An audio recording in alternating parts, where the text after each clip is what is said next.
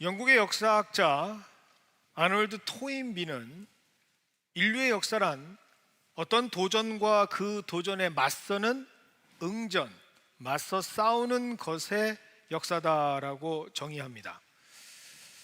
참 멋진 말이죠. 역사란 어떤 도전과 항상 그 도전에 맞서는 응전의 역사다라고 말합니다. 그는 1934년부터 무려 28년에 걸쳐 1961년까지 정말 큰 대작 하나를 남깁니다. The Study of History라고 하는 역사의 연구라는 그의 저서. 그런데 여기에서 그는 문명이랑 항상 발생하고 성장하고 그리고 쇠퇴하고 해체된다라는 과정 말하면서 마치 역사는 생물과도 같다라고 말합니다. 그런데 그 과정에서 토인비는 아주 독특한 한 가지를 발견하게 됩니다. 그것은 바로 이 모든 역사를 주관하는 한 그룹이 있다라는 사실이죠. 그 그룹은 어떤 그룹인가? 바로 Creative Minority라고 영어에는 기록되어 있고요, 우리나라 말로 하면 창조적 소수다라고 하는 그룹입니다. 문명이 쇠퇴하는 기미가 보일 때 누구보다 먼저 이를 간파하고 올바르게 대처할 수 있도록 사회의 모든 구성원들을 깨워서 극복할 수 있는 선한 자극을 줬던 리더십들, 이들이 바로 창조적인 소수라고 말합니다. 어떤 조직에도 있습니다. 어떤 단체도 있습니다. 그 단체가 위협적인 도전에 부딪힐 때마다 굉장히 창조적인 방법으로 이끌어가면서 대응하면서 오히려 위기를 기회로 만들어버리는 역사의 물꼬를 트는 사람들이 바로 이 창조적 소수라고 하는 특별한 사람들이죠. 그래서 이들을 이야기하면서 한 예를 드는데 바로 바닷물 예를 듭니다. 여러분, 바닷물은 짜죠? 이것도 처음 듣습니까? 바닷물은 짜잖아요. 염분이 있습니다. 그런데 과연 몇 퍼센트의 염분이 그 바다 모두를 짜게 만드는 걸까요? 한번 생각해 보십시오. 몇 프로? 네, 2.8%입니다. 3%도 안 되는 염분이 전체 바닷물의 맛을 좌우합니다. 그리고 그 염분이 모든 수중 생태계를 이끌어 가고요, 그 염분이 있기에 생명들은 살아갈 수가 있게 되는 것이죠. 이와 같은 일들이 우리가 잘 아는 기독교 역사에도 있습니다. 어디서부터 시작할까 고민하다가 딱 이 사람부터 하시면 좋겠다라는 사람을 한 명 소개합니다. 누굴까요? 바로 우리가 리포먼드, 다시 한번 우리의 정체성을 확인할 수 있는 개혁이 시작되었던 그 물꼬를 텄던 사람, 바로 마틴 루터입니다.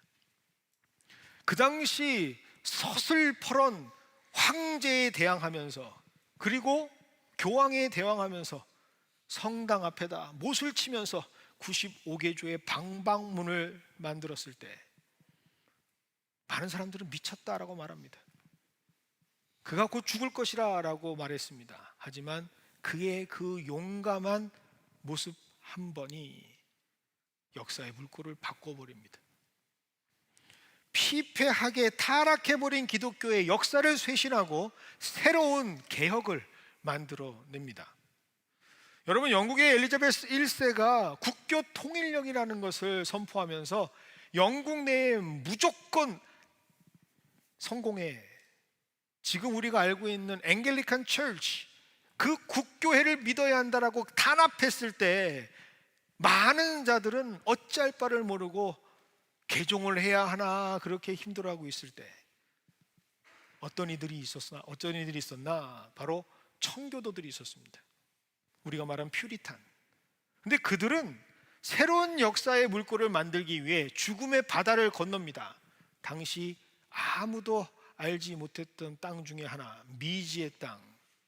하나님의 말씀으로 나라를 세우자라고 하는 그 믿음 하나 가지고 대서양을 건너 새로운 대륙에 정착한 사람들, 그들이 누군가요? 바로 이 미국의 아버지들입니다. 하나님 말씀으로 나라를 만들어 보겠다라고 그렇게 역사를 만들어 나갔던 사람들, 그들을 우리는 바로 창조적 소수라고 말합니다. 이러한 관점에서 오늘 등장하는 두 사람을 발견하게 됩니다. 바로 바울과 디모데라고 하는 두 인물입니다. 그런데 사실 오늘 이 바울은요, 로마 감옥에 갇혀 있습니다. 지금 어쩌면 순교를 기다리면서 하루하루 지내고 있습니다. 그런데 이러한 상황임에도 불구하고 바울은 펜을 들어서 자신이 너무나도 사랑하는 영적인 아들 디모데에게 편지를 보냅니다. 그것이 바로 오늘 말씀 디모데 후서죠. 왜 바울은 자신 역시도 형장의 이슬로 사라질지도 모르는 이 상황에서 펜을 들어 그에게 말씀을 전하는 것일까? 다름 아닌 디모데가 힘이 필요했기 때문입니다. 디모데는 지금 에베소라고 하는 도시에서 목회를 감당하고 있습니다. 에베소, 그곳이 어디냐? 바로 바울이 3년 동안 두란노 서원을 만들고 그렇게 열심을 다해서 가르치면서 하나님의 나라, 하나님의 복음, 하나님의 교회를 세워갔던 에베소 교회가 있던 도시가 바로 에베소라는 도시입니다. 그건 자신의 모든 것을 다 희생하면서 뼈를 깎으며 희생하며 세운 몸된 교회였죠. 그런데 그런 교회가 지금 자신의 영적인 아들 디모데가 담당하고 있는 교회입니다. 그런데 그 도시에 대해서 누구보다 잘 아는 사람이 바로 자신 바울이었습니다. 그 도시가 어떤 도시였나? 마치 구약의 소돔과 고모라처럼 완전히 악으로 가득한 도시였다라는 사실이죠. 에베소에는 아주 유명한 성전이 하나 있습니다. 어떤 성전인가? 바로 그리스 신화에 나오는 아르테미스를 모시는 성전입니다. 성경에는 아마 아테미라고 기록이 될 겁니다. 아르테미스, 미의 여신이죠. 얼마나 그 신전이 컸는지 지금 우리가 잘 알고 있는, 우리가 그리스 하면 딱 떠오르는 신전이 하나 있죠. 페르테온 신전의 4배 정도 되는 크기를 자랑하는 신전이 바로 이 에베소에 있었습니다. 그리고 이 에베소에는 아르테미 여신이 그 중앙을 자리 잡고 있었죠. 아르테미스, 어떻게 생겼을까요? 바로 이렇게 생겼습니다. 여러분, 이 중간에 달려있는 게 뭔지 아십니까? 혹인가? 아니에요. 혹이 아니에요. 저것이 바로 가슴입니다. 근데 가슴이 뭐 이렇게 많아? 네, 이게 풍요를 뜻하거든요. 근데 풍요를 뜻하는 당시 사람들이 생각했던 한 타스 12개, 항상 성경 보면 12개 나오죠. 그 12개가 당시 그 사람들 입장에서는 완벽 숫자 중에 하나였거든요. 그런데 그 완벽의 완벽을 더한 숫자 24개를 주렁주렁 달고 있는 거예요. 그 아르테미스를 섬기는 도시가 바로 에베소라는 도시였습니다. 매년 아르테미스 신전을 참배하기 위해 몰려드는 수많은 순례객으로 먹고 사는 도시가 바로 이 에베소라는 도시였습니다. 특히 이 아르테미스 여신의 축제일이 되면 정말 과간도 아닙니다. 축제의 모습을 보면 너무나도 독특한 모습으로 이 사람들은 제사를 지냅니다. 그 모습이 어떤 모습이냐? 가슴이 몇 개라 그랬죠? 24개. 그래서 가슴 하나를 담당하는 여사제 24명이 일렬로 서서 신전으로 행진을 합니다. 여사제들. 여러분 한번 명적으로 잘 보셔야 돼요. 여러분, 무당은 남자가 많아요, 여자가 많아요? 잘 모르겠습니다. 조사해봐야 알겠죠. 근데 보통은 여성들이 많죠. 뭔가 영적으로요 혼탁하고 영적으로 문제가 있는 곳에 항상 성적인 것들이 드러나게 돼 있습니다. 그래서 여사제, 보통 남사제가 아닌 여사제를 제일 먼저 앞세우고요, 그 24개의 가슴을 담당하는 사람들이 앞장서 나아갑니다. 그런데 그 뒤에는 누가 따르는 줄 아십니까? 그 아르테미 신을 위해서 자신의 고환을 거세한, 자신의 고환을 신께 바친 남자들 24명이 뒤따릅니다. 그리고 신전으로 가는 거예요. 그런데 그 뒤에는 뭐가 있는 줄 아십니까? 여러분, 바로 앞전에 있는 신전의 모습을 보면 하나 여러분 발견하신 뭐가 있을 거예요. 한번 신전 사진을 보여주실래요? 신전 앞에 보면 독특한 동물이 하나 등장합니다. 어떤 모습이죠? 황소.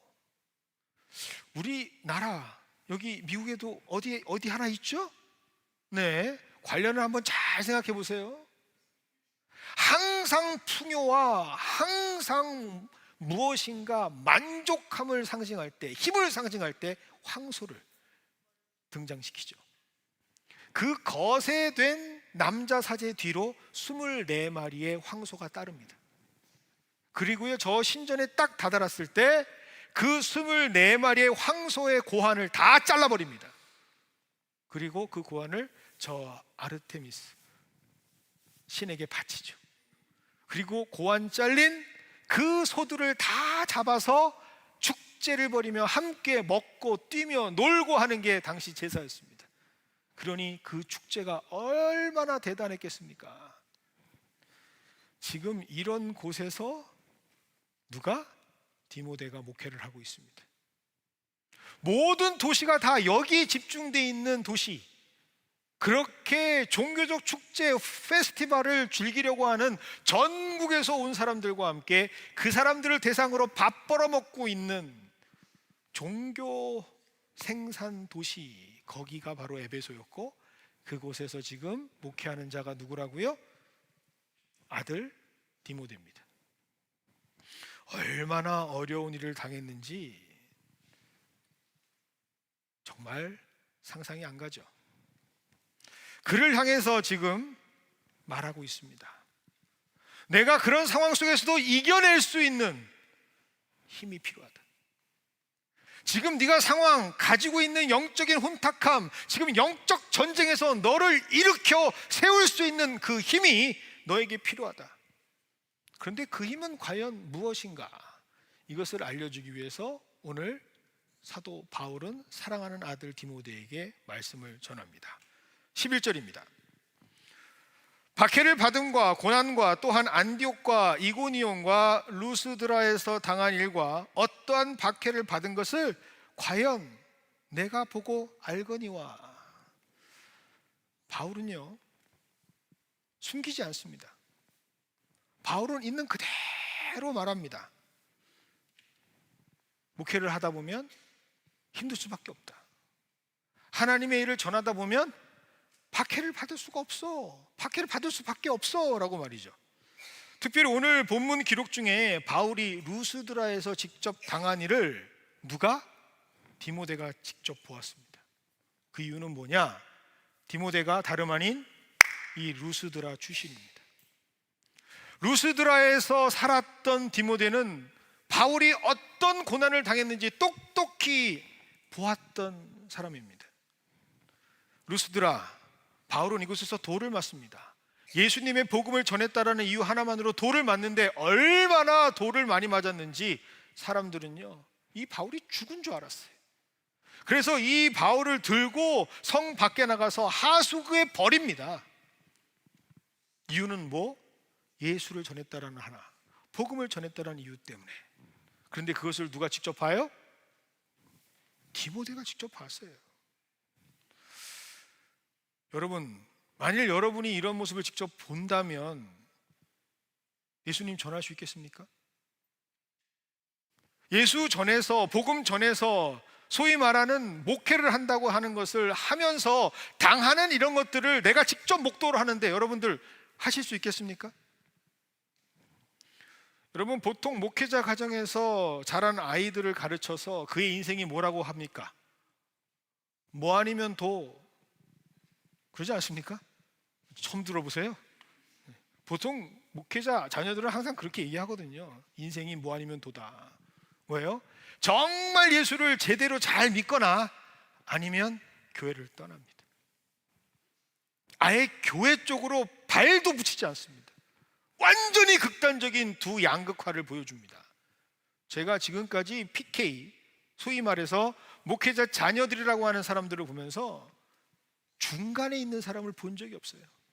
잘 믿거나 아니면 교회랑은 완전히 담쌓고 살아가는 사람들이 바로 이들입니다. 여러분, 그 이유가 뭔지 아십니까? 어렸을 때부터 못 볼 꼴을 본 거예요. 어렸을 때부터 오늘 이 디모데처럼 복음을 전하면 어떻게 되는지를 똑똑히 보았기 때문에 그렇습니다. 오늘 제 개인적인 얘기를 하나 할까요? 저는 이 명절만 되면 기억나는 사람이 있습니다. 제가 초등학교 때, 죄송합니다, 저는 초등학교를 나오지 않고 국민학교를 나왔습니다. 제가 국민학교 때 설날 전날이었던 걸로 저는 기억합니다.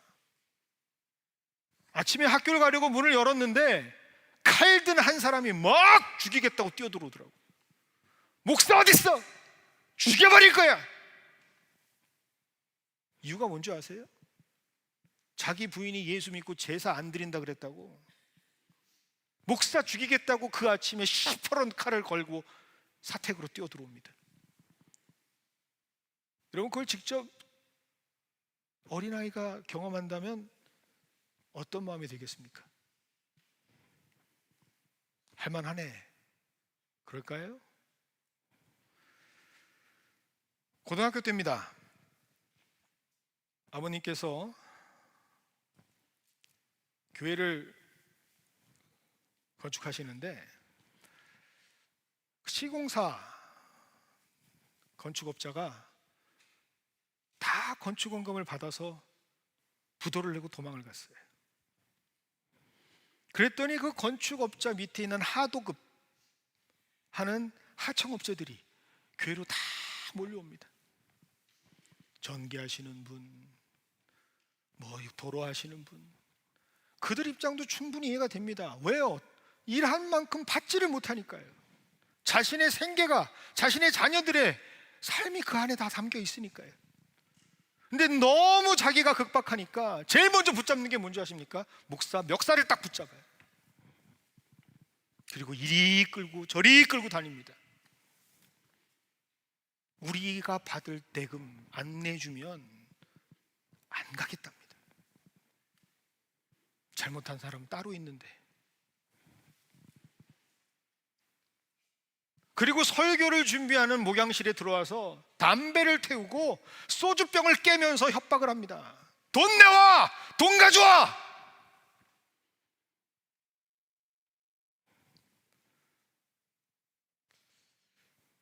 그런 일을 보면 목회하고 싶습니까?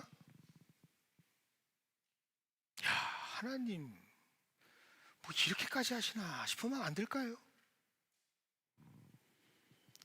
한 사람, 한 생명 너무나도 소중하다고 자신의 자식 뒷방으로 쳐내리고 모든 인생 다 목회한다고 던지는데 결국 돌아오는 건 배신, 배반, 중상모략입니다. 여러분, 이런 것들을 보는데 목회가 되겠습니까? 그 자녀들이 그걸 보면서 참 기쁜 길이다, 좋은 길이다, 감사한 길이다 라고 말할 수 있겠습니까? 억울하고 괴로운 일 끊임없이 반복되는 것이요, 바로 하나님께서 일하시는 곳입니다. 바울은 절대로 이 사실을 숨기지 않습니다. 있는 그대로 말합니다. 네가 보지 않았냐? 내가 돌에 맞아 어떤 일을 당했는지, 어떤 수모를 당했는지 너는 보지 않았냐? 똑똑히 보지 않았냐라고 지적하고 있습니다. 그런데 그럼에도 불구하고 무엇에 집중해야 하는지 잊지 않고 가르칩니다. 그것이 바로 오늘 말씀 하반절에 기록되어 있습니다. 그럼에도 불구하고 주께서 이 모든 것 가운데 나를 건지셨느니라 라고 말이죠. 이것에 너의 눈이, 너의 마음이, 너의 인생이 집중될 때 힘이 생기는 거야. 분명히 고난 받겠지, 분명히 어려움이 있겠지, 지금 나처럼 차디찬 감옥에 죽음을 기다릴 수도 있겠지. 그러나 그럼에도 불구하고 너의 영이 집중해야 되는 그곳은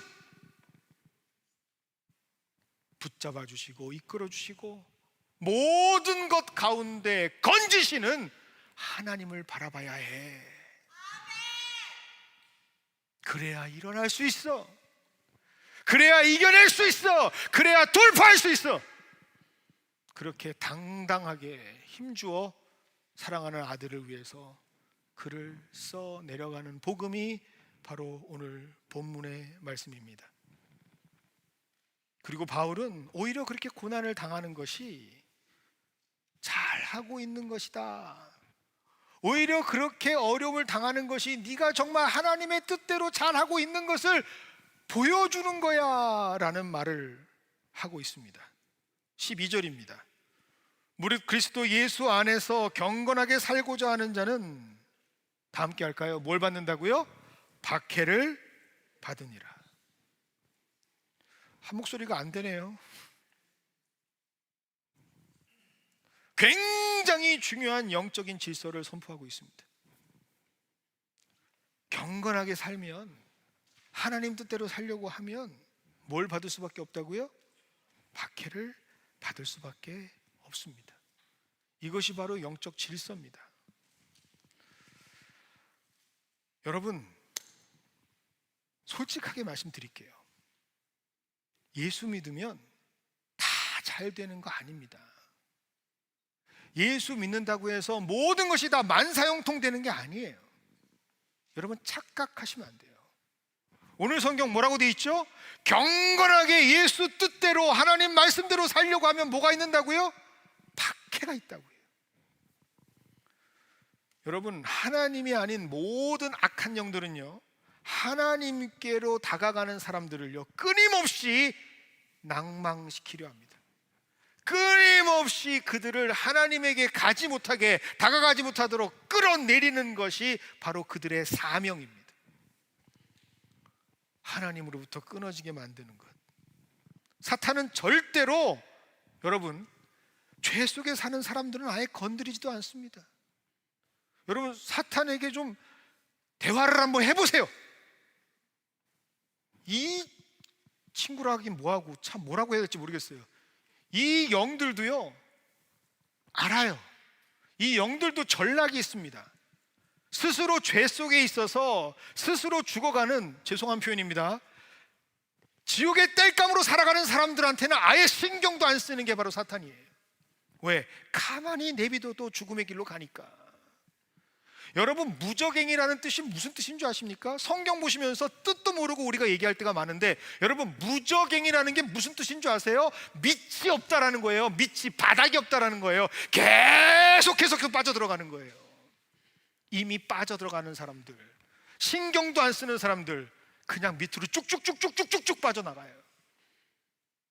그게 영적인 질서예요. 사탄은 그런 사람들을 아예 건드리지도 않습니다. 사탄의 타겟은 누구냐? 사탄의 타겟은 어떤 사람들이냐? 예수대로 살아가려는 사람들, 어떻게든 하나님의 뜻 가운데 살아가려고 몸부림치는 사람들이 바로 사탄의 타겟입니다. 세상과 적당히 타협하면서 살아가는 사람들, 사탄이 건들지도 않아요. 하나님의 강권적인 역사심에 이끌린 사람 아니라면 그들은 영적인 질서도 모르기 때문에 관심도 없습니다. 솔직히 말씀드릴까요? 교회를 다니며 종교 생활하는 사람들 중에도 영적인 질서나 하나님의 법칙에 대해서 관심도 없고 아예 신경도 안 쓰는 사람 많습니다. 그러든지 말든지. 그런데 누구에게는 문제가 생긴다고요? 마음먹고 예수대로 말씀대로 하나님 뜻대로 살아가려는 사람들은 문제가 생깁니다. 뭔가 새롭게 결단하는 순간부터, 인생의 방향성을 설정하는 순간부터 어려움이 다가오고 시련이 다가옵니다. 믿었던 관계들 다 끊기고요, 당연히 진행되어지던 일들 다 막힙니다. 시험과 환난이 시작되죠. 이럴 때 여러분 당황하지 마세요. 제발 부탁인데 힘들어하지 마십시오. 이때 사탄이 치고 들어오는 전략이 뭔지 아십니까? 네 인생이 그렇지 뭐, 다 네 죄값 때문에 그런 거야. 분명히 우리가 예수를 믿으면 이전 것은 지나갔으니 보라 새 것이 되었도다라고 하나님께서는 선포해 주셨는데, 여전히 죄성에 사로잡히게 만들어서 내가 잘못해서 그렇지, 내가 문제가 있어서 그렇지, 자꾸 과거의 구습으로 도망가게 만드는 그 계략이 누구의 계략이에요? 바로 사탄의 계략이라는 거예요. 그 계략에 절대로 빠져서는 안 됩니다. 혹시라도 이러한 모습 때문에 힘들어하는 분이 있으면 오늘 말씀 12절을 분명하게 확 잡으셔야 돼요. 뭐라고요? 그리스도 예수 안에서 경건하게 살고자 하기 때문에 박해를 받는 거라고요. 예수님도 예외가 아닙니다. 여러분 다 아시잖아요. 예수님께서 세례 요한에게 물 세례를 받으신 다음에, 성령 세례를 받으신 다음에 그 다음 바로 일어난 일이 뭡니까? 성령에 이끌려 광야로 가시더라. 그리고 그 광야에서 무슨 일이 벌어집니까? 사탄하고 싸우십니다. 영적 전투가 벌어지는 거죠. 이게 바로 영적인 원리입니다. 그래서 예수의 뜻대로 살아가려고 하는 사람들은 당연히 고난을 받고 수난을 받고 고통과 역경을 받을 수밖에 없는, 박해를 받을 수밖에 없는 인생이라고요. 그런데 그때 우리가 어떻게 해야 된다고요? 기뻐하셔야 돼요. 그래도 내가 잘 살고 있구나. 그래도 내가 하나님 뜻대로 한 발 한 발 잘 가고 있구나. 그렇게 영적인 모습으로 나를 발견할 수 있는 우리 모두가 되기를 원합니다. 그래야만 우리가 이겨낼 수 있다라고 선포하는 겁니다. 그리고 14절에서 다시 한번 그 태도, 신앙인이 가져야 하는 영적인 전쟁에서 이겨낼 수 있는 태도에 대해서 말을 해주는데, 그것이 뭐냐? 14절입니다. 그러나 너는 배우고 확신한 일에 거하라 라고 말이죠. 여러분, 배운 것이 뭘까요? 확신한 것이 뭘까요? 바로 하나님의 말씀입니다. 생명의 말씀을 흔들리지 말고 거기에 stand firm, 단단하게 서라라고 말하고 있습니다. 그것이 바로 우리 영적인 사람들의 자세가 되어야 한다라는 것이죠. 그리고 가장 중요한, 이제 승리할 수 있는 비법을 알려주는데, 그 비법이 무엇이냐? 그것이 바로 15절입니다.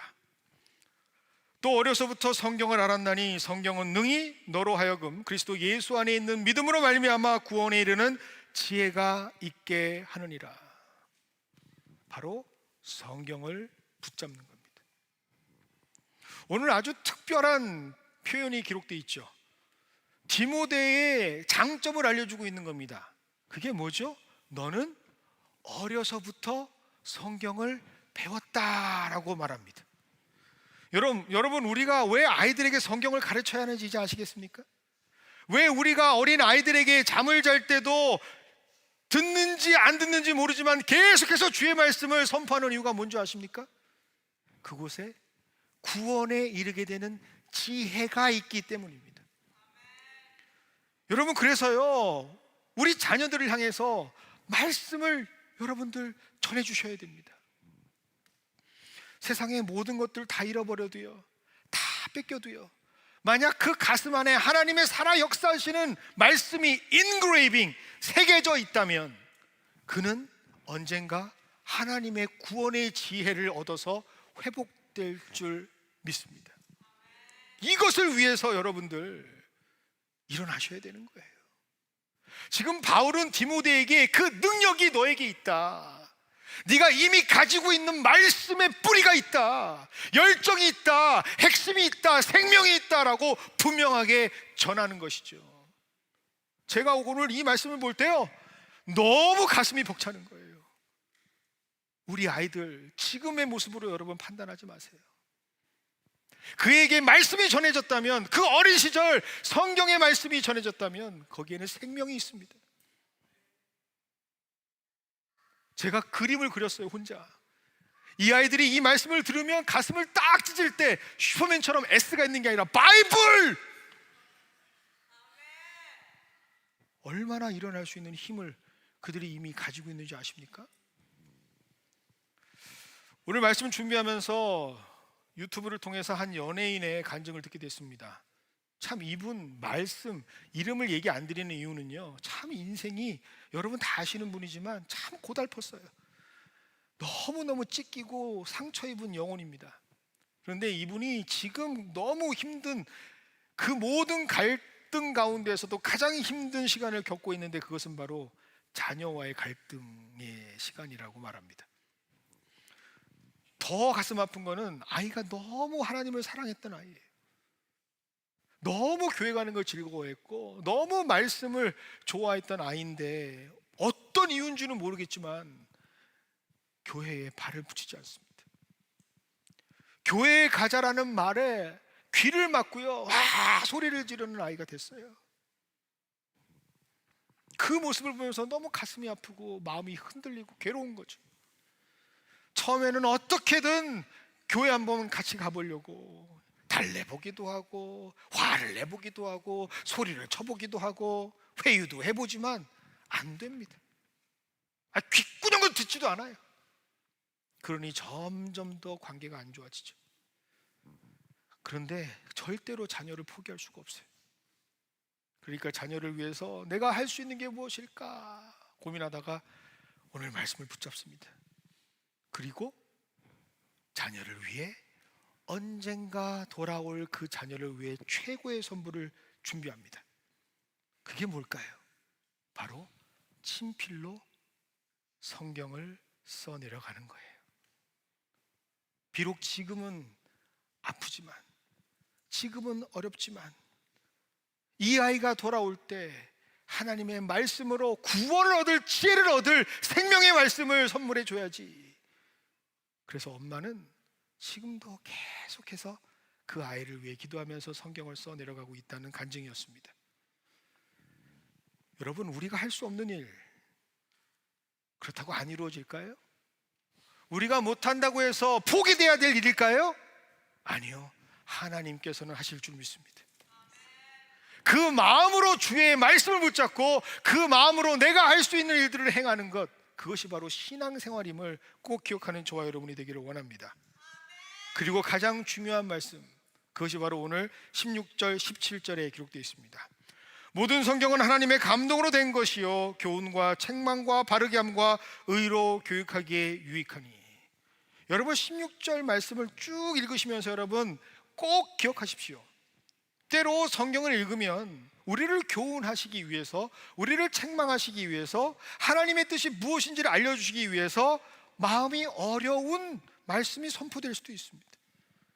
나에게 힘들고 괴로운, 어쩌면 소화하기 힘든, 너무나도 나의 가슴을 찌르고 폐부를 찌르고 내 살을 애리는 말씀이 전달될 수도 있습니다. 그런데 그것이 바로 살리는 길입니다. 그리고 그것이 말씀에 녹아져 있는 하나님의 커리큘럼이에요. 조금씩 하나님의 사람으로 만들기 위해 하나님께서는 요소마다 필요한 것들을 어디에? 생명의 말씀인 성경에 기록해 놓았다라고 오늘 성경은 분명하게 기록하고 있습니다. 가장 중요한 거, 왜요? 그 의도와 목적이 있기 때문이죠. 17절 보겠습니다. 이는 하나님의 사람으로 온전케 하며 모든 선한 일을 행할 능력을 갖추게 하려 함이라. 왜 하나님께서 그렇게 하셨는가? 왜 생명의 말씀을 그렇게 어쩌면 힘들 수도 있는 모습으로 우리에게 선포하셨는가? 그 이유는 딱 두 가지. 하나님의 사람으로 온전케 하기 위해서, 그리고 하나님의 모든 선한 능력을 행할 수 있는 능력자가 되게 하기 위해서 그렇게 성경이 우리에게 주어진다는 사실을 꼭 기억하시기 바랍니다. 그것을 알고 있을 때 힘을 얻을 수 있어요. 이걸 알아야만 어떤 환경에도 돌파해 나갈 수 있는 힘을 얻을 수 있다라는 그 사랑하는 아들을 향한 마음으로 말씀의 편지를 써내려 갈 때 디모데는 그것을 붙잡고 일어나게 됩니다.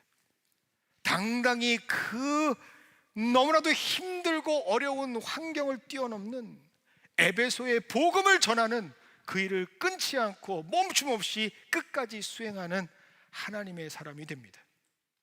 그리고 그 결과 그 창조의 소수들로 인해서 지금 우리는 주의 말씀을 함께 나누게 된 것이죠.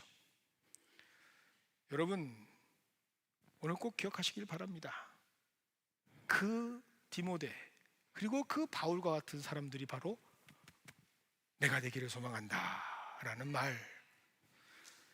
여러분, 역사의 능선마다 하나님께서는 복음의 창조적 소수를 배치해 놓으시고 기다리고 있습니다. 다시 한번 할까요? 뭐요? 역사의 능선마다 누구를? 복음의 창조적 소수를 배치해 놓으신다. 그리고 그들을 통해서 이끌어 가신다 라는 사실을 꼭 기억하시는 저와 여러분이 되기를 원합니다. 여러분, 제가 한 가지 소망이 있어요. 꿈이 있어요. 좀 실현됐으면 좋겠어요. 그게 뭔지 아세요? 통일? 아직 아니에요. 저는 뭔지 아세요? 우리 모든 성도들하고 다 함께 크루즈를 타고 성지 여행을 떠나는 거예요. 아멘이 그래도 1부보단 큽니다. 1부는 되겠어? 저 진짜 정말 그게 바람이에요. 우리 모든 분들 어디 볼티모어 항이 됐던 어느 항이 됐던 다 모시고 크루즈 타고, 그래야 뭐가 해결되는 줄 아세요? 먹는 게 해결되는 거예요. 친교부가 필요 없어요. 그래야 다 누리면서 즐기면서 배 타고 저기 성지 하나님께서 역사하셨던 그것들을 다 돌아보는 게 제 꿈이에요.